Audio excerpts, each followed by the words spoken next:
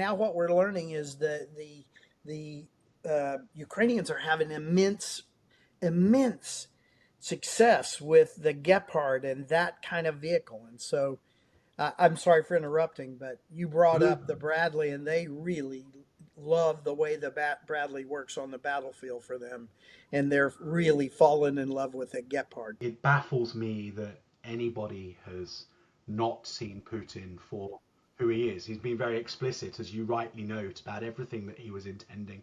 And the idea that he is reconcilable to a different outcome if only there was a better deal done seems a nonsense to me. But is $320 million worth of second-hand Bradley infantry fighting vehicles and some Hawk missiles enough to tip the balance? Well, no, but I will tell you this: they love the Bradley. In Yeah. fact, I would tell you in my conversations at the grassroots level, even below kind of where I normally talk, there are two vehicles they love over there now: the German Gepard and the Bradley, because the Bradley is really the workhorse on the battlefield for them. And the idea that that small chain gun on the top can tear up a tank is pretty impressive, but it also tears up any other kind of vehicle out there, and it moves rapidly and protects way better than the M113s that I drove when I was serving with our U.S. Army. And then, as we've come to know now, this layered air defense that we need to defeat Russia's main weapon now. Russia, it's pretty clear Russia's not going to win a land battle with Ukraine. Ukraine has thwarted them. And, if you listen to the right the pretty sane voices, they've had over a million casualties in this war. I mean, it's phenomenal. But if you look at the requirement of that layered defense, we used to talk about strategic impacts from missiles, ballistic missiles, then operational impacts from cruise missiles and large drones, and then we talk about tactical drones, the smaller drones out there, the Shaheeds and others like that. Now we're starting to talk about that next category of sub-tactical drones. And those sub-tactical drones, we cannot afford to be shooting IRSTs and Patriots at. But now what we're learning is that the Ukrainians are having immense success with the Gepard and that kind of vehicle. And so I'm sorry for interrupting, but you brought No, up the Bradley, and they really love the way the Bradley works on the battlefield for them, and they're really fallen in love with the Gepard. so what's the theory of victory? I was sat watching or participating in war games with your successor Chris Cavoli and his staff when we were Brilliant, thinking. brilliant commander, by the way. I, I could not agree with you more. I'm a huge fan of his.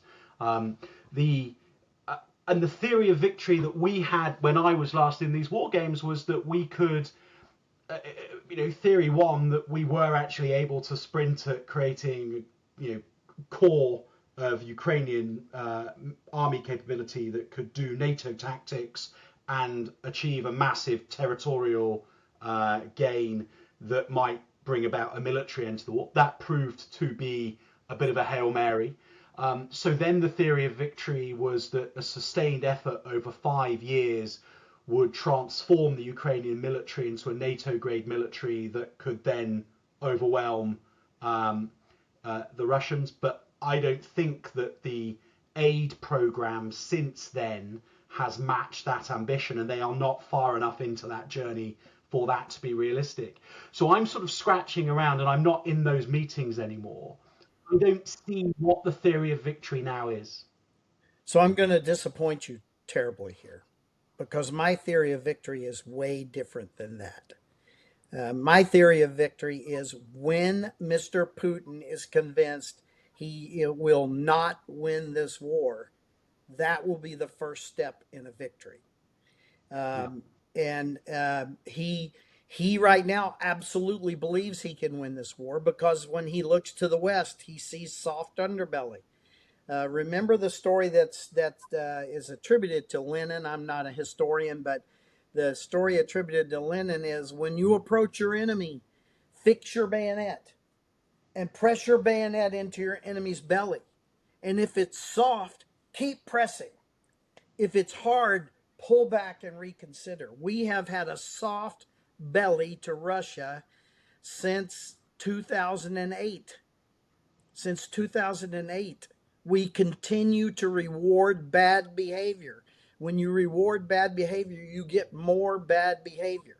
So the first step in my mind towards victory has nothing to do with kit or tactics or anything. The first step towards victory is when Western leaders, and that would include and would be demanding to include the U.S. president, when those leaders stand up and say, Mr. Putin, stop. Don't ask him, tell him, stop.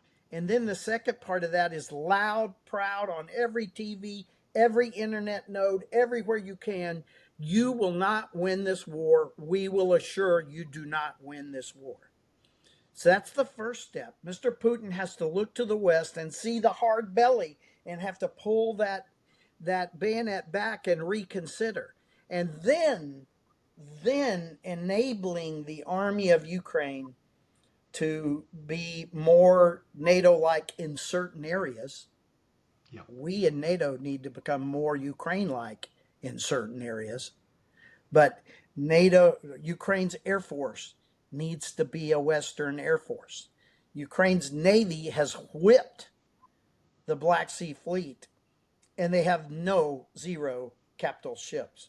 But we do need to give them a better capability to defend their coastlines and hold the routes of trade open so that Ukraine can come back. So I'm sorry, again, I'm running off, but the bottom line is, in my mind, in Phil Breedlove's opinion, the first thing that has to happen is the leadership of the West, to include the United States president, needs to be declaratory. They need to be loud and proud. They need to be on every venue they can with a message in the face of Mr. Putin saying, stop, and you will not win this war. We will ensure it. Oh, by the way, doesn't that sound a little bit like the 1994 Budapest Memorandum?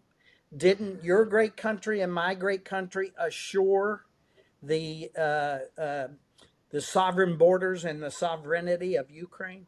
So we have a deal. Everybody's talking about we need a deal. We got a deal. I can pull it up right now and read it to you, and it's pretty demonstrative what it tells us we're going to do. And we need to do that.